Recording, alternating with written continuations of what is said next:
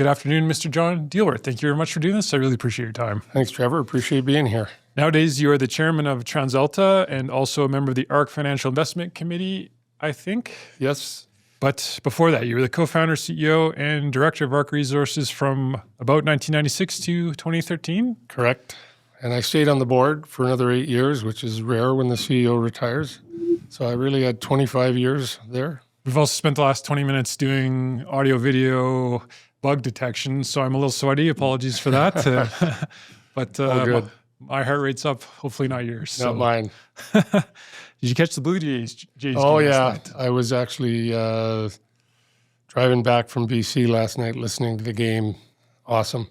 It's phenomenal. I'm not a baseball guy, but it was great to see George Springer hit the home run in the seventh. Well, the thing about it is that's cool. Like, baseball's a really difficult sport in my mind to track all year. 162 games is just way too many. But when it comes to September and October, there's nothing like it. Mm-hmm.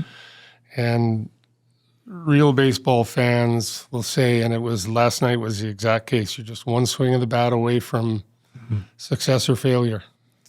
And when it goes your way, it's fabulous. When it goes the other way, it's devastating. Yep. Despite the problems in Canada, it's also kind of a unifier too. Canada's team, it seems like.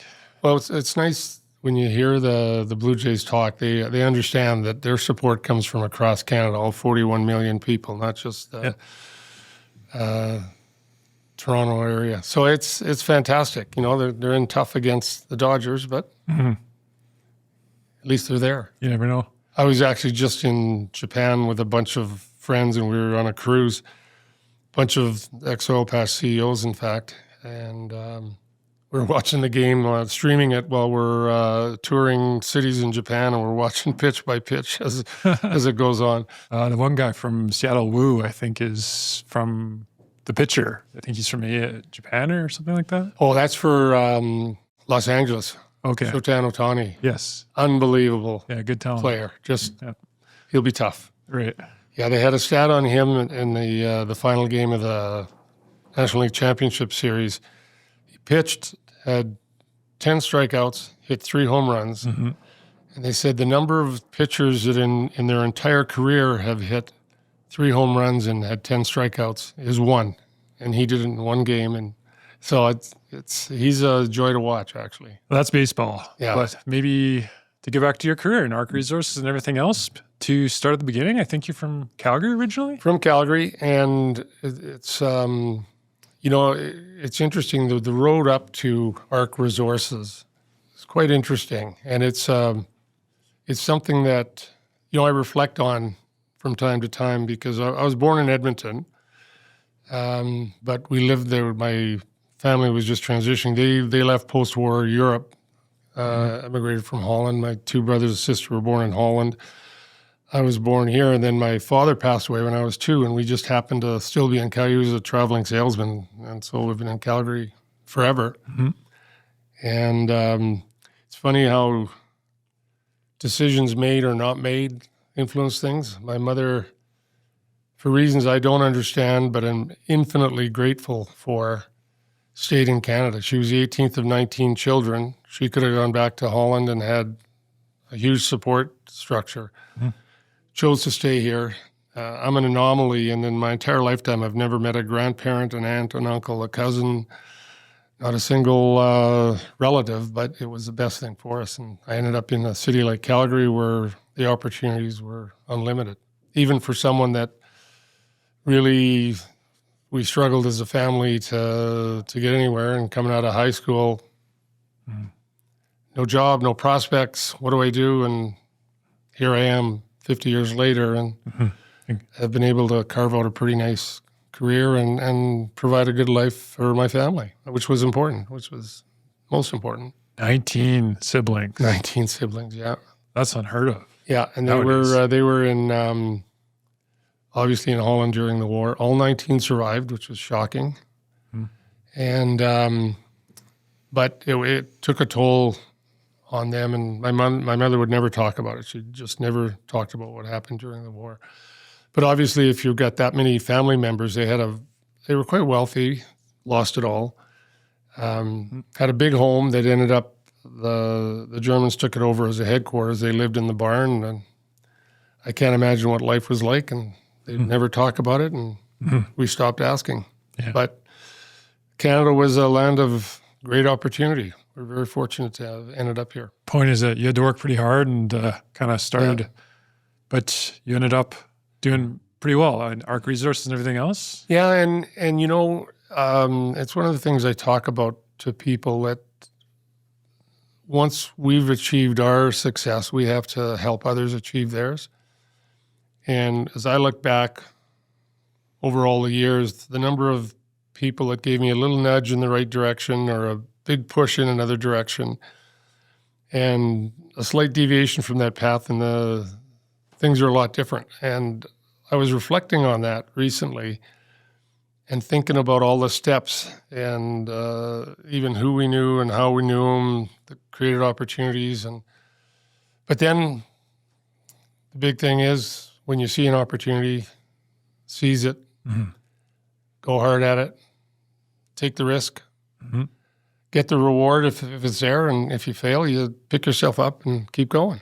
And that's what Alberta was all about over the last 4 or 5 decades. It's still there, but the opportunities are a little more constrained because the government's much more involved in trying to constrain things. Not necessarily the provincial government, but thereabouts. But, getting out of high school, I didn't know what I wanted to do. I didn't have a clue. And couldn't afford to go to university. And a family friend got me a job at the Oil and Gas Conservation Board. Later became the Energy Resources Conservation Board, et cetera. And I always remember this. I was so excited because my salary was going to be $250. I said, $250 an hour? That's like almost $400 a month.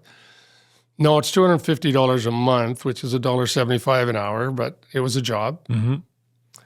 My role there didn't even make it onto an org chart, but I met my wife of 52 years there. 3 years later, I went to university and then seized on opportunities as they developed. So you did your engineering degree at the UC. UC, civil engineering. My thought process on civil is I probably want to work in the oil and gas sector, but if not, every city on the planet needs a town planner, city engineer. So optionality, that's what that was all about. But it was pretty clear.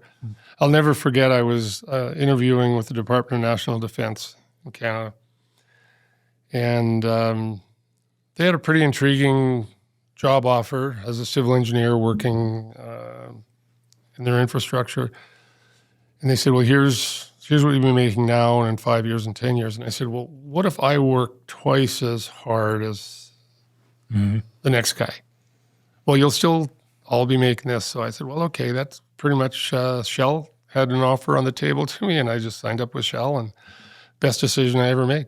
Great company, great opportunities, great people. So you started your career at Shell? Shell, 5 years at Shell. Had great, I wouldn't call them mentors, but I would call them people who really cared about me as a person and my development. The one thing I knew was I didn't want to become a subject matter expert. And I had hoped I could just kind of progress through various different departments, learn a little bit about everything, but not a lot about anything, if you will. And Shell didn't really do that back then. But I made the case to supervisors, and they allowed me to move through multiple different jobs, ending up as a reservoir engineer.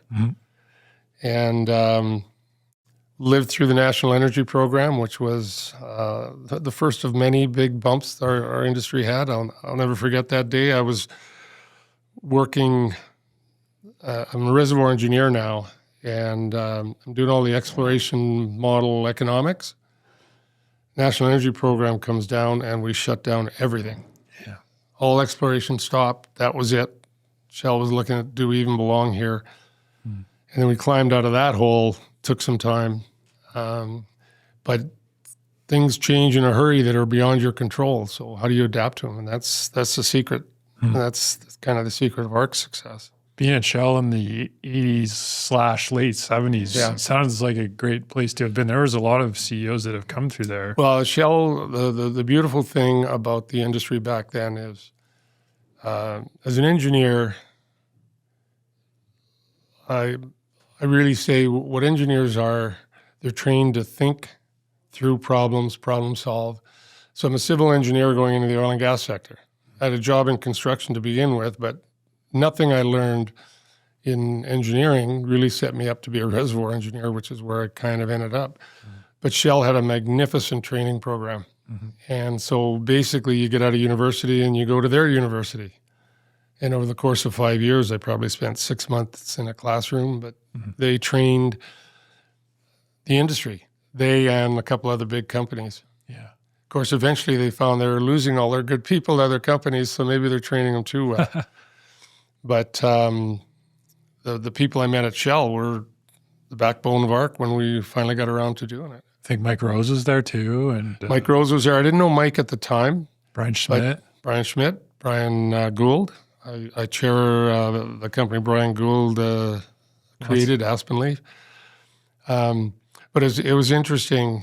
In 82, I decided to make a move to what was then Kolesnik Fork Pinnell Associates. Now it's GLJ Petroleum Consultants. And so I spent 12 years as a evaluation engineer, and we just had our second child, 2 small kids, and I'm doing well at Shell, but a friend of a friend, actually it was my wife's best friend, who she was dating now, her husband was Daryl Gilbert of Gilbert Lawson Young, et cetera, Coles Gilbert.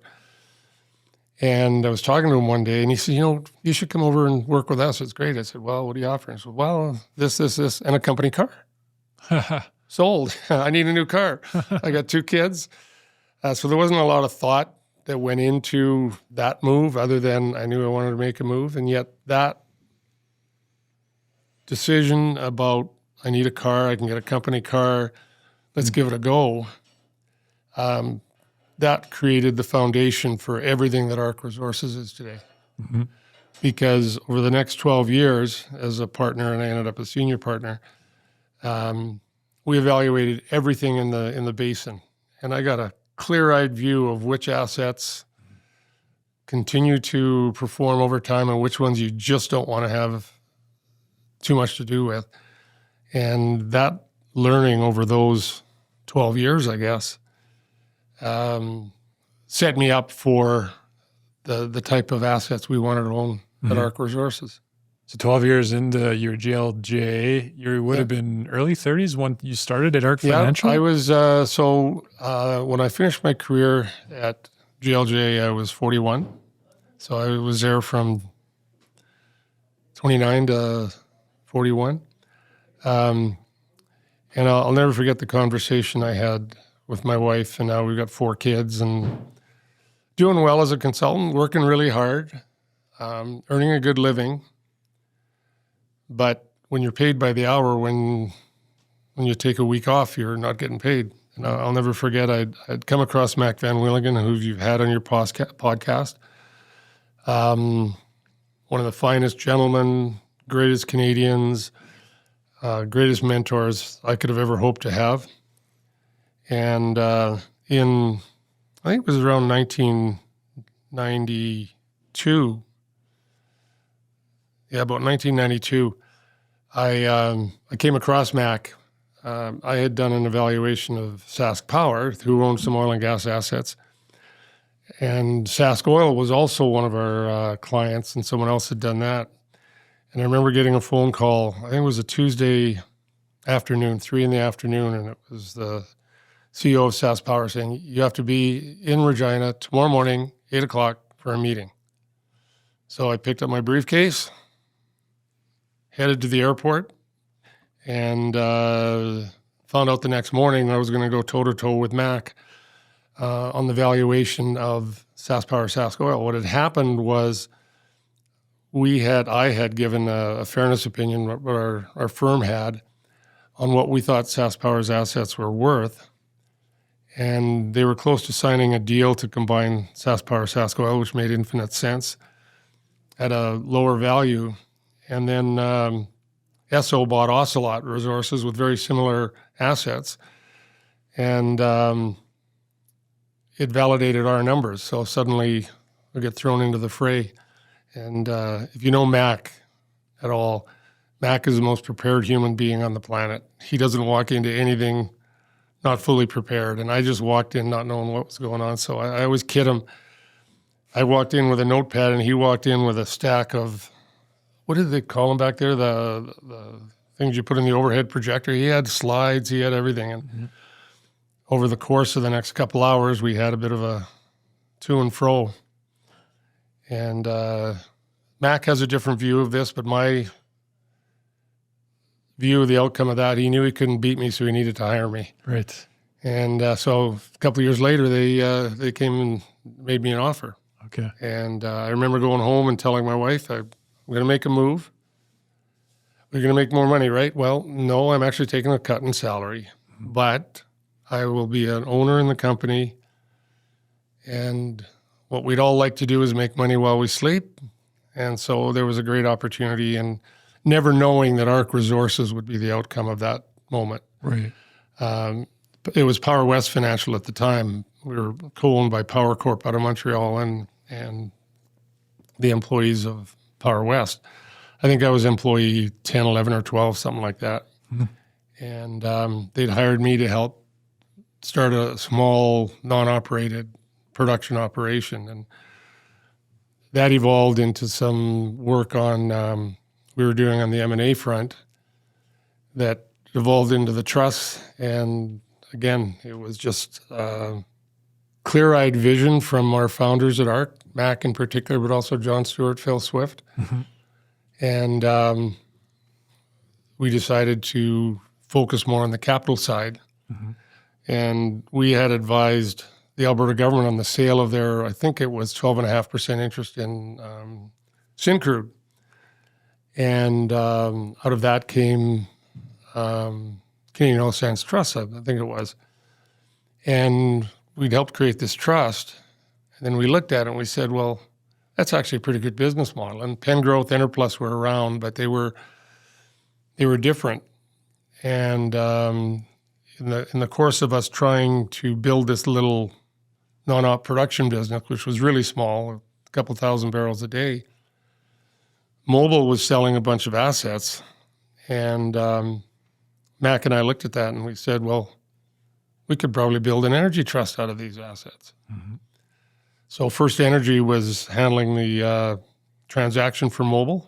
That's when I met Brett Wilson and Jim Davidson, who are good friends to this day. In fact, I was just in Japan with Jim. And we pitched the idea to them, and they pitched it to Mobil. And they said, well, it's a great idea, but we got to run a beauty contest. We got to talk to several people. And fortunately for us, they thought we'd do the best job. So we started the process of let's build a trust. The problem we had was the assets that were available for sale were the worst possible assets for a trust, short life. Mm-hmm. So over the course of about 6 weeks, to and froing with Mobil, we ended up creating an entirely different package, but doing an IPO of ARC Resources. So you got to ARC Financial and you were there for a couple of years doing non-op work, but yeah, I was basically their technical guy, and we were doing work with. We had Power Corporation was funding one business that we were building, and we had another little small business, but it was all little stuff. But and again, I've been blessed to have people like Mac as mentors. They saw clear-eyed. The interesting thing that not a lot of people understand is, I think it was 1993, Power Corp told us that, we're doing great with you guys, but you're so small, we want out. So we did a management buyout, and we had to change. They wanted their name back, so it couldn't stay as Power West. Mm-hmm. And Mac might have told you this stuff, so we couldn't come up with what's the new name of the company going to be? And ARC is an acronym for Advisory, Research, and Capital. Right. And we did M&A advisory work, research, and the capital side was what I was doing in oil and gas. Plus, we had an investment fund. And over the course of time, we were advising clients. And Mike Rose's first company, Berkeley, we put one of our investors into that early, and it was a triple grand slam home run. Yep. And we thought, why are we making all this money for other people? And we said, well, let's try to do this ourselves. And over time, we got out of the research business and internalized it. And again, you won't have this happen very often. At ARC Financial, the biggest source of income we had was our M&A advisory work. And I think we were by far the largest in Canada, but large meant we had maybe a 20% market share, and the next biggest was 12 or something. Came into a partners meeting unannounced, and Mac, Phil, and John said, we're getting out of the advisory business. But that's where all our income comes from. No, we're going into the capital business. We're going to be investing our dollars along with investors' dollars, and we're going to build a production business, and we're going to build investment funds.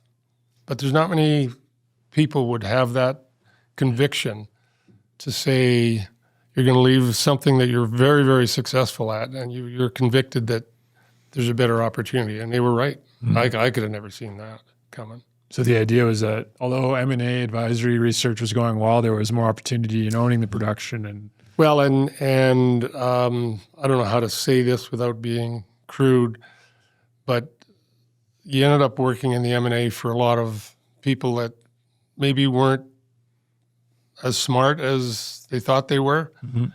And they often treated their consultants not quite like you'd like to be treated. And we just thought, why are we doing this and helping everybody else make money? We can take that knowledge and put it to work elsewhere. And the very last big M&A advisory role we had was the one I mentioned, the sale of the Alberta government's share in Syncrude that created Canadian Oil Sands Trust. And it was after that we said, and then the mobile assets came up. We said, let's build a trust. And it was pretty audacious, quite a challenge. And I think the mobile deal was $225 million for the assets. We needed to raise $200 million, and we had $25 million of debt. The one thing Mac drilled into me was, debt is your enemy. Your banks are your friends when times are good, but debt is your enemy. So we were very conservatively capitalized, and we went cross. And other interesting story, I'd spent all the time negotiating the assets. We finally got to the point where we got the assets. We hired RBC to be our lead bank, and it was the best efforts fundraising to try to raise $200 million. And my first read of the prospectus, I'm looking at the org structure, and Mac was CEO and I was president of the company. I said, well, I didn't know that was happening. That's pretty cool. So we went on the road, couldn't raise 200, but we got to $180 million. And we're able to manage the ROFR process. So the other $20 million, we basically sold some assets to the right of first refusal process. And not knowing whether or not we'd be successful or not, suddenly we had 10,000 barrels a day of production, which is what the assets were. And there was myself, my executive assistant, and I had a part-time land person, Susan Healy, who became a key part of the team. And suddenly, holy crap, I got to build a company here. yeah. And so I took the reins of trying to build a company. Mac handled all the interaction with the banks and everything. And the challenge we had was trusts were not really operating. They were more financial engineered vehicles. No criticism of Pengrowth or Enerplus, but it was a different model. Whereas we looked at it as it was a superior business model than the normal, especially the junior mid-cap sector, where you just reinvest every penny you've got and grow the business.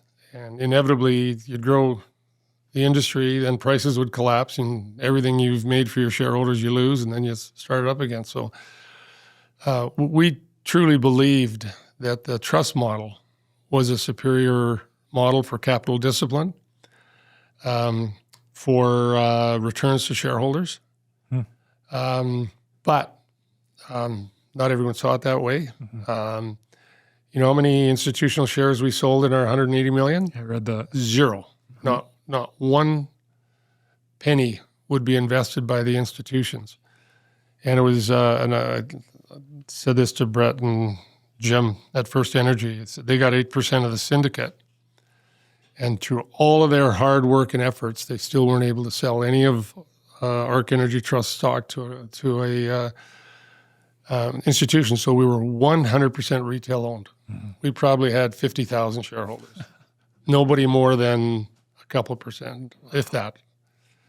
But over time, and we built the company, like I said earlier, the experience I had with what is now GLJ, evaluating assets, we were the classic resource player long before it was, you could see it. What's the word, cute to be resource player, long before it was in fashion. So we made Pembina Cardium our primary area to try and own, and we got a lot of it from mobile. And the way I always talk to shareholders, if you get a big in-place resource asset, and I'll come back to it when we get to the Montney, then time is on your hand, commodity prices, technology, and I would say in the Pembina field, maybe at the time the average recovery factor was going to be 30%. We'd already recovered 28%. If we can bump 30 to 31, our remaining reserves go from 2% to 3%. Suddenly you've increased your reserves 50%. And that's what we were able to do with Pembina. So our thesis for ARC Resources was big in-place resource properties that allowed you would always own it. It's just a question, what can you get out of it? And time, technology, pricing. When prices were good, you go harder. So we also got heavy into shallow gas, which is the ultimate, at the time, resource play. And then we just built the company through M&A work. And the purity of the model that our critics failed to grasp. Like if I had a nickel, as they say, for every time we were called a Ponzi scheme, I would have done very well. But we weren't a Ponzi scheme. We'll reinvest enough to sustain the business, and you get all the money back. And if we want to go out and buy something or grow, we're going to come back to you and ask you for money. And if you don't think we should do it, you won't invest with us. So the capital discipline component, and ironically, if you look at where the oil and gas industry is today, what is it? Stay flat, return capital, either through dividends or share buybacks. Well, that was the ARC business model in 1996. And over the course of my tenure and beyond, we were very risk averse in terms of we had to manage risk. We did that quite well. And over the course of time, we were one of, if not the top performing stock. But getting back to, it was the middle of Stampede Week when we closed our IPO. So the first thing we did was go out to the bar and celebrate, as we all did back in the day. And the next morning I woke up and I said, okay, I'm now running a public company. I have no staff. I got to build the company. And over the course of time, we made several key hires that Susan Healy, who was magnificent, she was our part-time land person helping me out at ARC Financial before we did ARC Energy Trust. She'd had senior positions in the industry with various big companies, and She was working, she owned a flower shop in Vulcan, Alberta, and she was kind of itchy to get back in to the industry. So we brought her in as a part-time consultant. I said, don't worry, Susan. We'll never be a big company. You don't have to worry about that. Well, we became a pretty big company, and she was one of the most important people we had because she helped build our whole land system. She was our administration. She was even my executive assistant. Suddenly was answering investor calls from individual shareholders. Steve Sinclair was the CFO we hired, and he was my CFO for my entire tenure there. Steve, you're the expert. Go build us an accounting department because, oh, by the way, our first quarterly report is 3 months away. Steve did a magnificent job, built that. I had nothing to do with that whole side of it, but he was such a capable and competent person. I didn't have to worry about anything financial reporting. So then we're looking, and we need reservoir engineering help.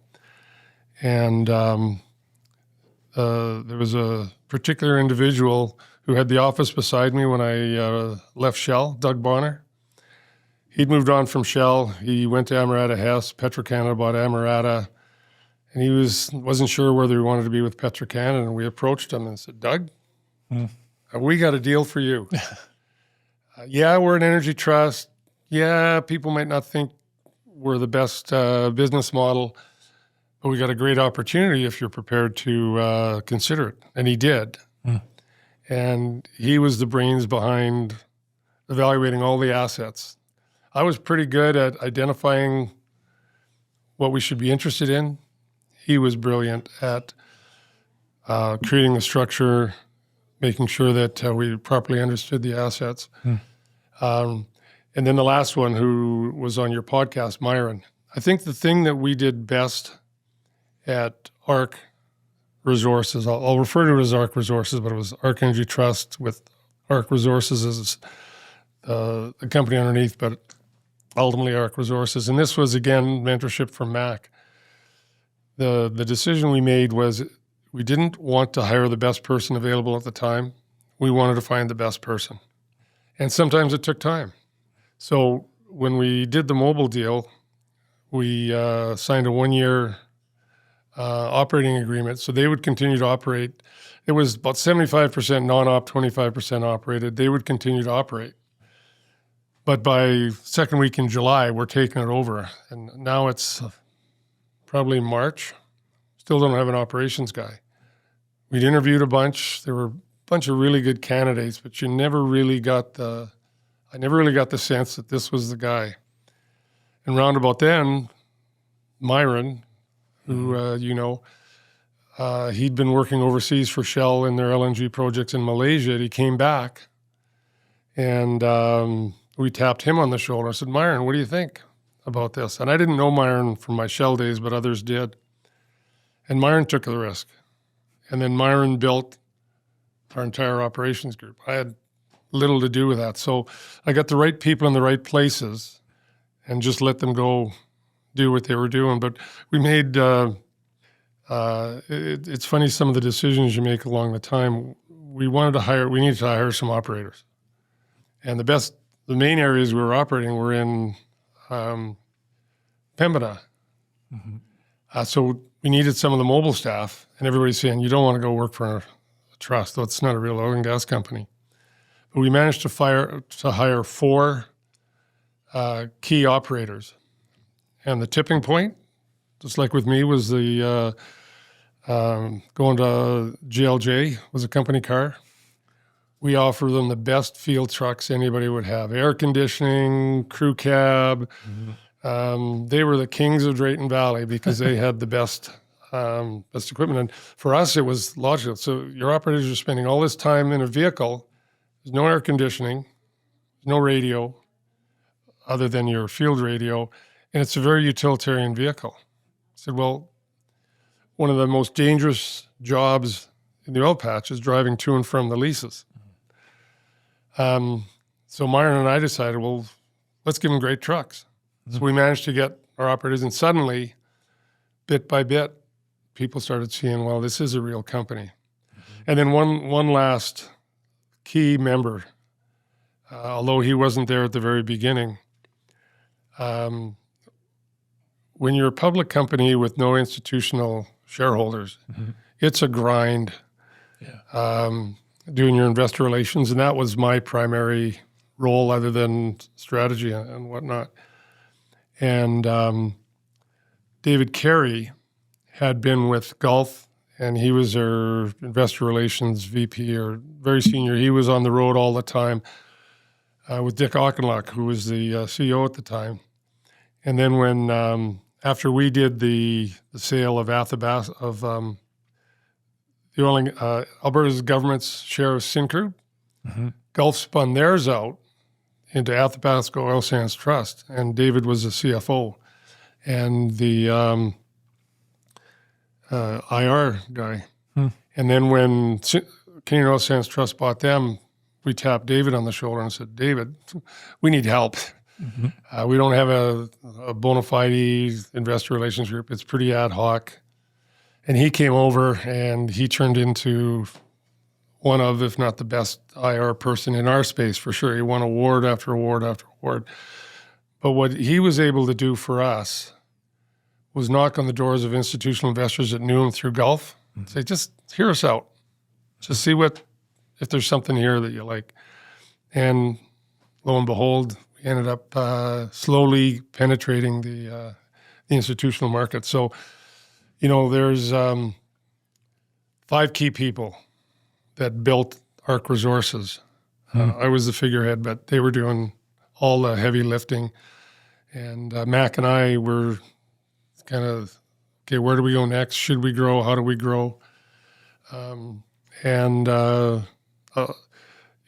was a strange time when we completed our IPO, RBC said to us, this is the last royalty trust IPO this industry will see. It was that hard. 96. Well, they were really wrong about that because the market completely opened up and it was all retail. But,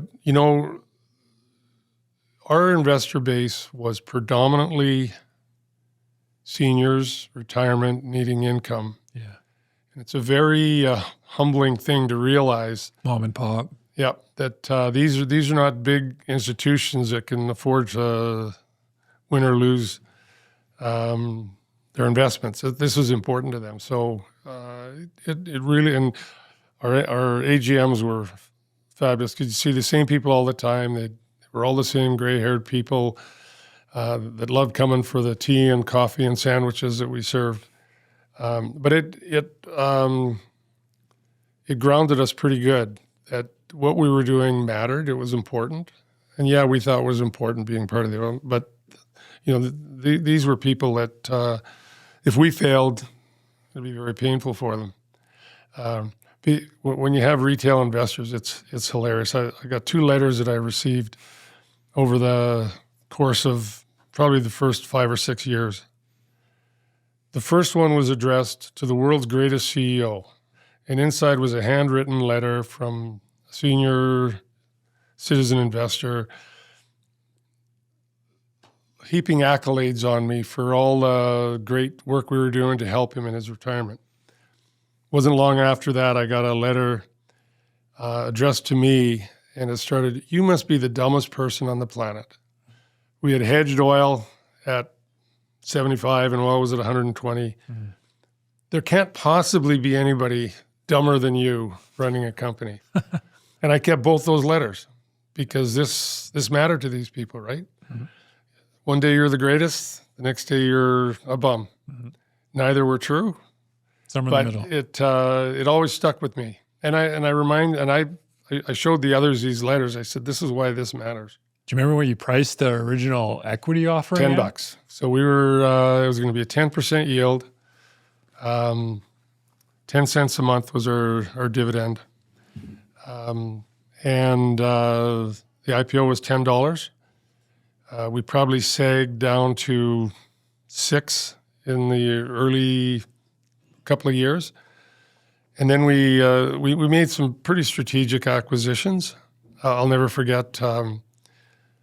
So Prime West had a trust then, and there were a couple of other trusts. An oil patch veteran by the name of Lamont Tolley, had sponsored two. Orion and Starcore were two energy trusts, and they were collectively about the size of ARC Energy Trust. And I didn't know Monty. And Christmas Eve, probably 1998, might have been 1999, I can't remember which year, I got a call from Monty. John, this is Monty. Can you come down to my office? I said, it's Christmas Eve. He said, I need you down to my office. Okay.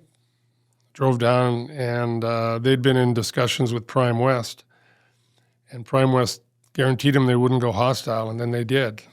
So they asked us if we would look at the assets and see if we could compete. And over the course of the next number of weeks, we made an offer. It got topped. We made another offer, and we ended up with the assets.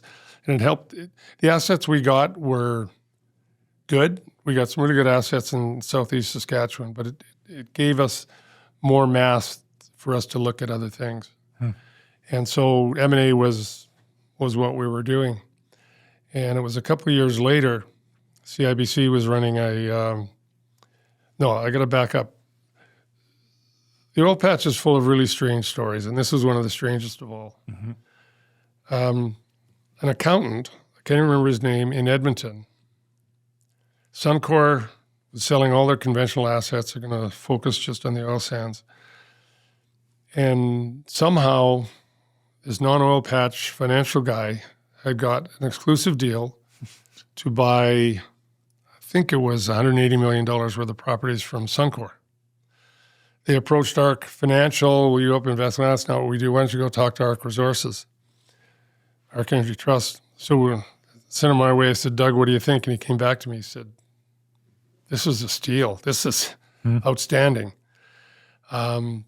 So we ended up making we said, we're not going to fund somebody else to run these, but these assets are very attractive. They're very, they were a bargain, let's put it that way. What year was this? This would have been 2001 or 2, something like that. But the reason I tell that story is one of the assets that came with that is called Andy Creek Montney. That's when ARC got involved in the Montney. And we should have never had those assets.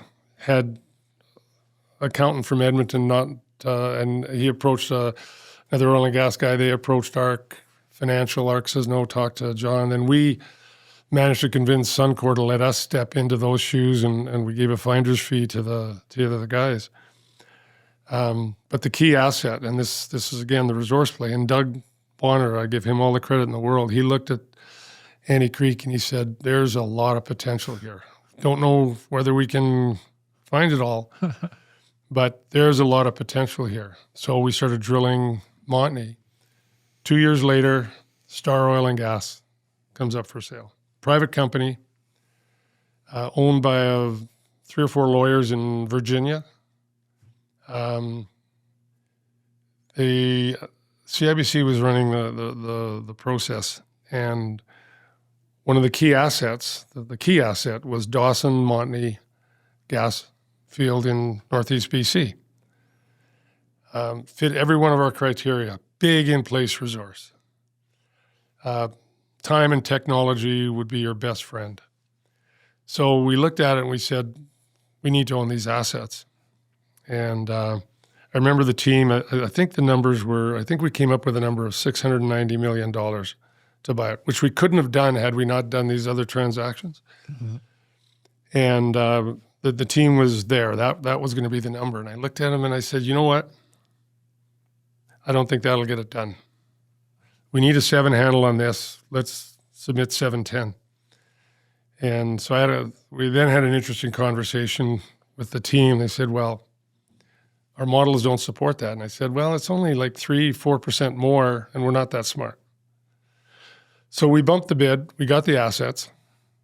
And Art Corpatch, who was a CIBC guy running the process, he said, you guys were the only ones that really saw the value in the Montney. So suddenly we now have this Montney play. And the only other player in there was Encana at the time. And it's still early stages. And our investment thesis was so incredibly simplistic. We thought that Dawson had 1 trillion cubic feet of gas in it. We were paying for a 7% recovery factor. Surely we can do better than 7%. Yeah. We get it to 10, we increase reserves 40%. We get it to 15, we double our reserves. Well, those lands, and Myron would have a better handle on this number than I, but it wasn't 1 TCF, it was probably 10. At least. And the recovery factor wasn't 7, it's 50 or 60. So, but we're drilling $2.5 million wells. We've never drilled a well over $1 million in our lives, and we're getting less than 1 million cubic feet a day, marginally economic, but worth pursuing. So would have been 2005.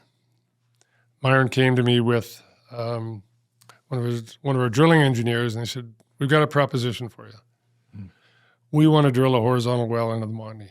And Myron probably told this story. And I said, "Okay, well, tell me more." "Well, it's going to be a $7.5 million well." Mm-hmm. So, "Well, that's not what we do." He said, "Yeah, but we think we can get 4 times the production rate for 3 times the cost. If that works, we will transform the asset that we own." Mm-hmm. And they were wrong. We got 10 times the production for 3 times the cost. Wow. So we drilled our first horizontal well. Little old ARC Energy Trust. We were still a trust at the time. ARC Energy Trust, surrounded by Encana, Shell, everybody around us. Mike Rose's second company, Duvernay, was chasing the Doig, I think it was, just to the west of us. Progress, my buddies, Dave Johnson and Mike Culbert, they were chasing the halfway trend all the way up northeast BC, and we're chasing the Montney. Mm-hmm. We drilled a horizontal well. Holy crap, it worked. Can we duplicate it? We ended up drilling 4. Every one of them worked in a big way. So now we're going, okay, now what do we do with this knowledge? Because obviously there were confidential results for a while. Then we did something we'd never done in our life.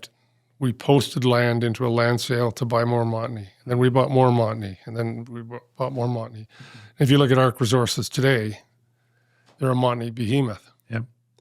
And it all came from the same fundamental belief: big in-place resource assets that surely to God we can get a little bit more out of this over time. And, you know, obviously the way horizontal drilling evolved, you know, that wasn't us doing it. That was the service providers. Mm-hmm. And now it's one of the most magnificent resources on the planet. Yeah. And I'll always remember this. TD would have a Stampede conference every year. So I presented at the conference, and right after me was Mike Rose. Mike probably won't remember this. And Duvernay was a Doig player, but on all their lands, they had all this Montney land, and it was just to the west of us. And we had bought a bunch more land in the area at a land sale. And they had yet to drill their first Montney well. I think the conference was a Thursday, and on Monday it was announced Shell bought Duvernay for multiple billions of dollars to get the Montney. Yeah. And they hadn't drilled a well yet. And then Mike obviously took that and turned it into tourmaline and topaz and legendary stuff. But it was the opportunities. And then, like I said, Dave Johnson and Mike Culbert, who were the 2 key guys at Progress, good friends. And they ended up looking at all their lands that they bought for the halfway. Yeah. It was Montney everywhere. So First Energy had a conference in New York every February. So we're at the conference in New York, and I get up and present, and I'm talking about all the wells we've drilled and the horizontal wells and the land we own. It's all great. And I go and sit down, and I'm sitting next to Dave, and Mike Culbert's up doing the presentation. And he said, "We have 7,000 drilling locations." I looked over at Dave. I said, "Dave, you don't have 7,000 drilling. You can't have that many." He said, "We haven't drilled a bad well yet," he said. And so you do the math. And They probably did end up with 7,000 drilling. None of us saw the scope that the Montney would become. But fortunately, we were in on the ground floor, got in early, got some of the great lands, had a long-term vision. And that's the other thing that Mac really embedded in us was we're not making decisions for the next quarter or the next year. We're making long-term investment decisions. And where companies would go wrong was they're very worried about their share price. What can I do to adjust the price? And I've every board I've been on has had a CEO transition, and I've helped mentor them. And the one thing I said to him, and this is an absolute correct fact, I never, ever looked at what our stock price was because it was irrelevant to the decision-making that I was making. If we were going to raise capital to buy an asset, or if we're going to raise capital to do an M&A transaction, I better know what the price is. But on a day-to-day basis, it wasn't important because the decisions we're making with the drill bit, with production, that's going to influence the price of the stock more than me turning around and saying, well, we got to drill 10 more wells here because we're missing our production target. But the reason I bring that story up is John Miller, I think was his name, and I apologize if I don't get his name. I'm pretty sure it was John Miller. He was the geologist for Star. An interesting anecdote. This is what it was like back in the day. There was a headline in the Calgary Sun business. They didn't really have a business section, so I don't know where it was. It might have even been, it wasn't on the front page. It was a key thing. The sign said, "John of ARC buys Star." I'm going, are you kidding me? But that's when we bought Star. And John came to us and he said, I think the best Montney is way over here. It was miles from nowhere. Talisman had an operation there at Farrell Creek. It wasn't turning out well. They were too close to the faults, too close to the fractures. But John said, no, this is where we need to go. And it was miles from infrastructure. So we bought an enormous amount of land, probably in 2009-ish, somewhere in there. Well, that project just came on stream last year. Wow. And ARC Reserve, and they think it's 300 million a day, but it was literally, okay, we're going to buy it, and we will wait until there's enough development that we can actually have a pipeline into the area. So the long-term thought process we had served us really well at ARC. And I wish I could take credit for that, but that was Mac just saying, you know, we're here for the long term. Our mantra was long-term risk-managed value creation. Mm-hmm. Our job was not, and I tell CEOs this all the time. I said, your job is not to grow. Your job is to create value. And if you're growing and not creating value, which the industry was doing, then you shouldn't be doing it. And if you're not doing it, you better be dividending the money out to the investors. And that's exactly where the industry morphed to. And I'd be remiss if we didn't talk about the Halloween massacre. Yeah. So maybe for the listener, what was the Halloween massacre? So Stephen Harper had just become the prime minister. He campaigned on, going to leave the trust sector alone. It's all good. And looked like he was going to be true to his word. And then it started going beyond just REITs were around forever. Real estate investment trusts have been around forever. Still are. Pengrowth, Enerplus had been around for a decade plus. And we felt we belonged in the category of the REITs. But then Bell and TELUS, I think it was Bell, and they were talking about converting into trusts. And the belief that people had was trusts destroy value. They defer tax revenue because the dividends go out. You're basically tax-free, and then people will, as you pay the dividends, you'll pay the tax. So the argument was there's going to be this huge sucking noise of all the tax dollars that the government's going to lose. And then the CEO of Encana at the time, I won't mention his name, went to Ottawa late October 2007, I think it was. I think it was 7. Might have been 6.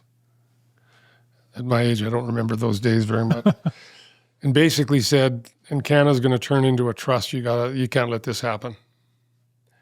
And the next day, we got the Halloween massacre.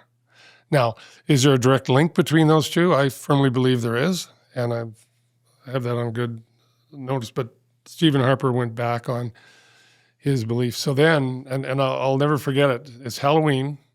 So I got to get home, got to take my kids out trick-or-treating. I'm sitting in our conference room with Gordon Tate, who was the analyst for BMO and Nesbitt Burns at the time, and probably the best trust analyst. And this is back in the day of BlackBerries. We didn't have iPhones yet. And his BlackBerry keeps vibrating. And he's ignoring it. Keeps vibrating. He says, John, I got to take this call. They wouldn't be bugging me. If I takes a call, he hangs up, and he said, they've just eliminated the trust sector. They're putting whatever the tax was on, and 35% of our market cap disappeared the next morning. And it was harsh. I mean, and so here are things completely out of your control, and now you got to deal with them. And I admire Stephen Harper a lot for a lot he's done, but that was a mistake. So three of us CEOs, Sue Riddell Rose from Perpetual, myself, and Bill Andrews from Prime West. We represent the oil and gas sector. Or the trust sector. We're going to go to Ottawa. We're going to have a conversation with Flaherty about, we need to have you rethink this. Mm-hmm. We're not going to opine on Bell or any other industries, but just oil and gas. We've been around a while. We're like the REITs. You exempted the REITs, by the way. Surely you can exempt the royalty trust. And we as a group of companies, trusts, as individuals, we went to Ottawa. Jim Flaherty was very gracious with his time. We sat across the table from him, and we made our case. And by this time, I could say, that notion that we destroy value, I said, look what's going on in the Montney right now. That was a royalty trust that drove that.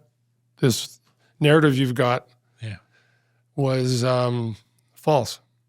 So I think our meeting was scheduled for an hour. At an hour, his assistant came in and said, you got to go. He said, no. He gave us a little extra time. I think we were there an hour and 45 minutes. And there was a senior member of the Department of Finance there.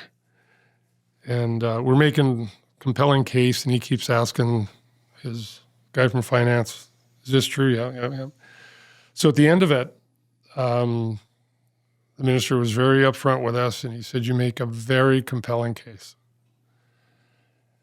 He didn't say the words, but the implication was if I knew then what I knew now, maybe we'd have a different view, but you realize we can't change our mind.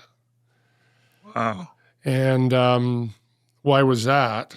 Well, they had campaigned on Paul Martin. They called him Mr. Dithers. You may not remember that. I remember Paul Martin. But... Yeah, Paul Martin. And so they made a decision that was informed, and they made, I would say, probably a reasonable decision for the information they had, but they didn't have all the information.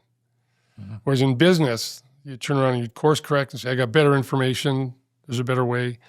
But literally they said, sorry, it's done, can't exempt the royalty trust. So our model was done. Yeah. We had 4 years to convert. The reality is it really didn't affect us other than the market cap hit. Yep. It didn't change what we were doing.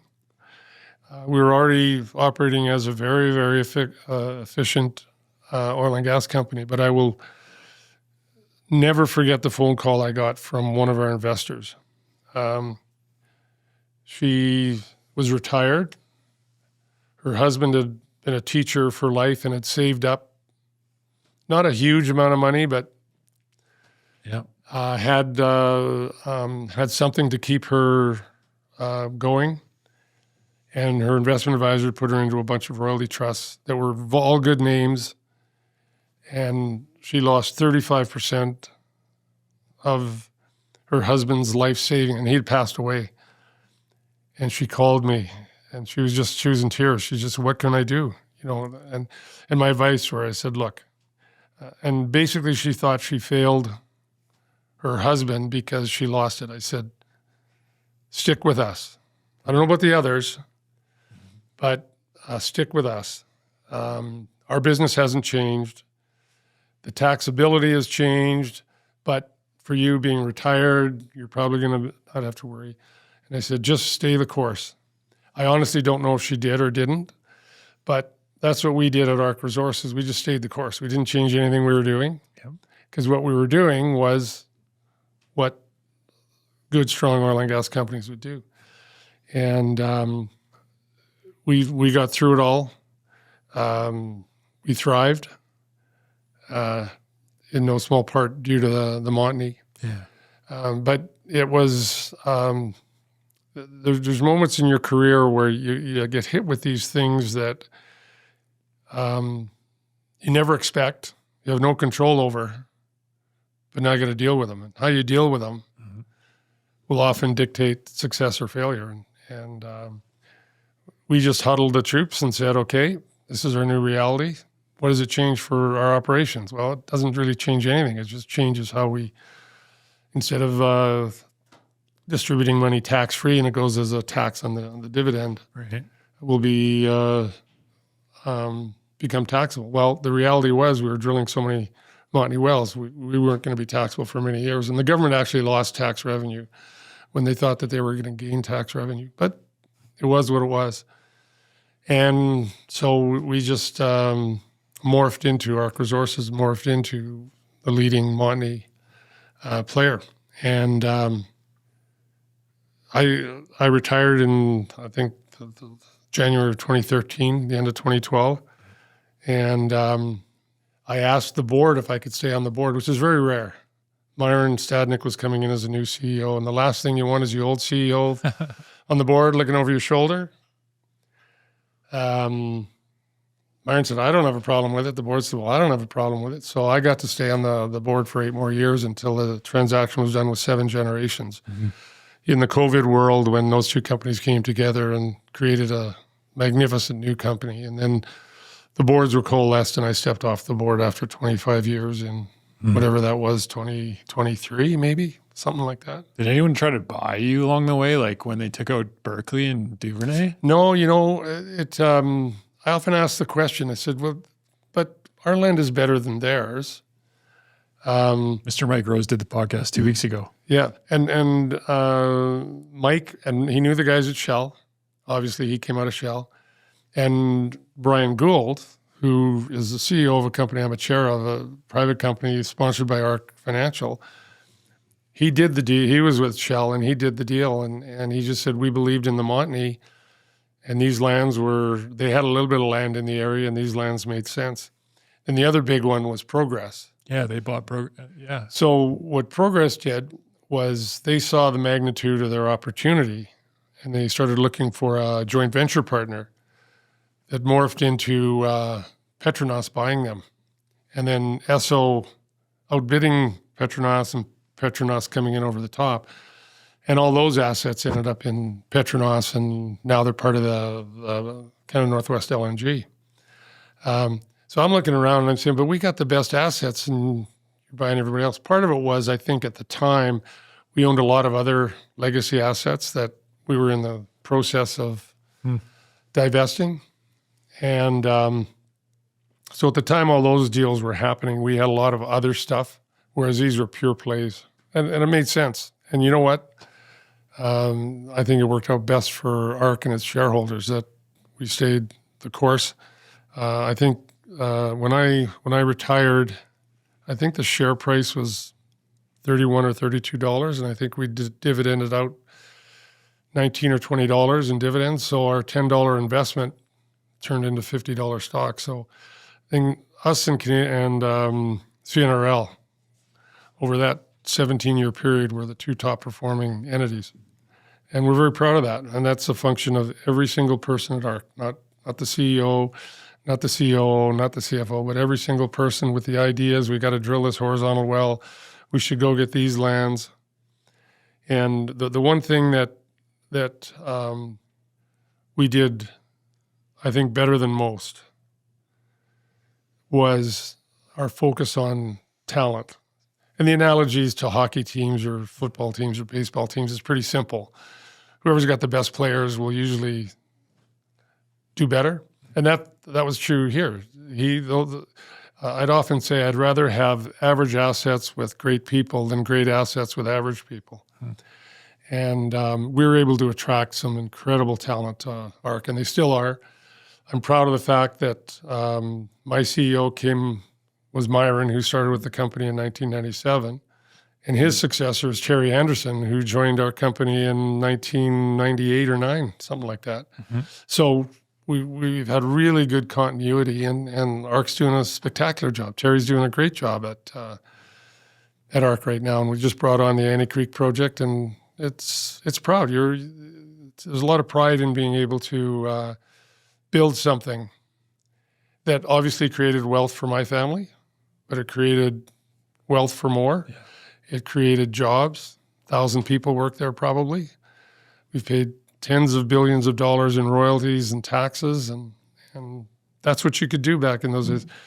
You and I were talking before we turned the mics on about the opportunities we had as young, idealistic, reasonably smart people to say, I got an idea. Let's go see if people will give us $200 million to do this.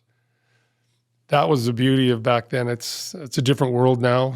I don't know if we could do it, if it would be successful today, but in the moment it was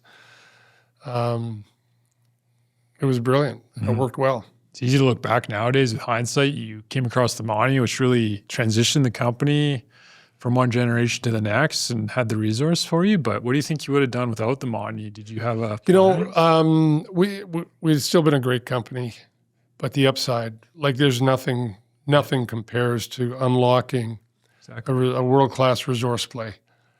And just the ability, like when we were drilling shallow gas wells, sure, they only cost $75,000 each, but we'd have to drill 100 of them to match one Montney well. Yeah. So we'd have kept plugging away. Pembina was a great property for us forever, but once we got the Montney, Pembina was more valuable to other people. And over time, we slimmed down to essentially being a Montney and Duvernay player because Seven Gens brought some Duvernay assets as well.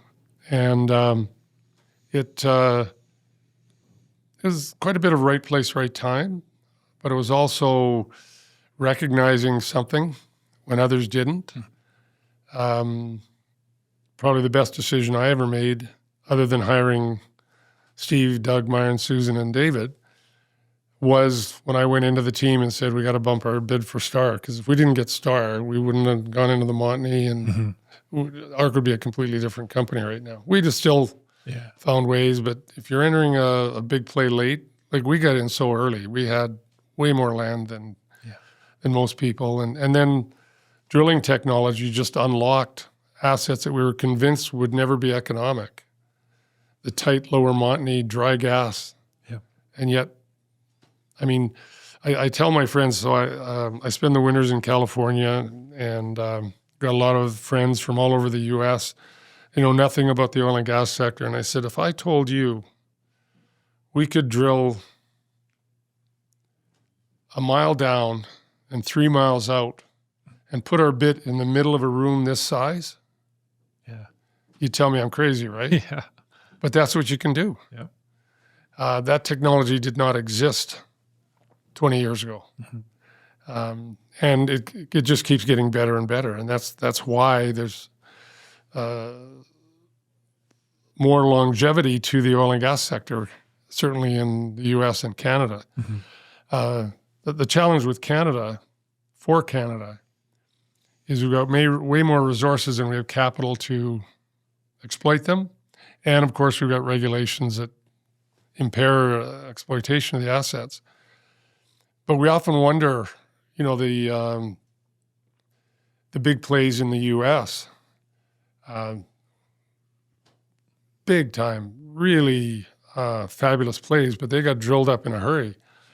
And we're drilled up to a fraction of the drilling intensity. And I chaired in my post-ARC career, I chaired a board in, it was Plano, Texas, CO2 EOR company.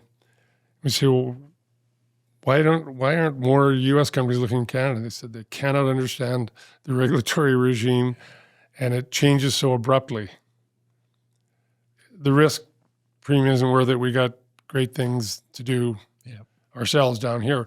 But I think the tides are turning. They're into the creaming curve is at the point there where their big plays are now into still good quality stuff, but the Montney is I think, and the Duvernay, quite frankly, the Duvernay is a remarkable asset as well. And I was on the board of Varen Crescent Point, which became Varen, and they were able to convert from one world into the Duvernay, and that's where I learned a lot about the Duvernay. But between the Duvernay and the Montney, world-class assets. We should be feeding Asia all the LNG they can possibly take off our west coast, and yet we've got regulatory environments that don't allow it. It's sad. Yeah. Is it a challenge developing a resource play and maintaining your capital discipline, paying out shareholders? No, because there were moments where, and a lot of what we do is, quite frankly, serendipitous. I'd call it blind luck, but I'll give ourselves a little more credit. It's serendipitous. So I'll never forget. We posted some land just west of Dawson, and we're now competing with Shell because I think they already bought Duvernay from Mike, and our geologists had identified which lands they thought were most prospective, and we had some lands in the area. So we said, well, geez, we should probably drill a well into the land sale. So I said, Myron, we got to get a well drilled.